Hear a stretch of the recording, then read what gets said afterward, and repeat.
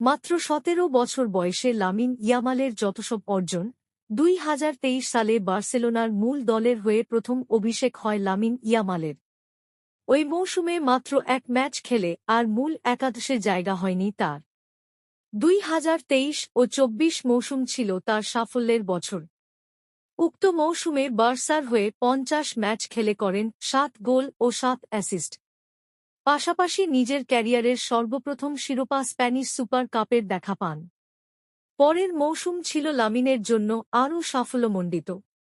বার্সেলোনার হয়ে লা লিগা, কোপা দেল রে ও সুপার কাপ জয়ে অন্যতম অবদান ছিল ইয়ামালের, যেখানে সব টুর্নামেন্ট মিলে ৫৪ ম্যাচে ১৮ গোল ও ২১ অ্যাসিস্টের দেখা পান এই তরুণ তারকা। শুধু তাই নয়, স্পেন জাতীয় দলের হয়েও ইতিমধ্যে জিতেছেন ইউরো শিরোপা। তাই মাত্র ১৭ বছর বয়সে এতসব অর্জনে রীতিমতো বিশ্ব তারকা বনে গিয়েছেন লামিন ইয়ামাল। এরকম আরও কন্টেন্ট পেতে সাবস্ক্রাইব করুন আমাদের চ্যানেল।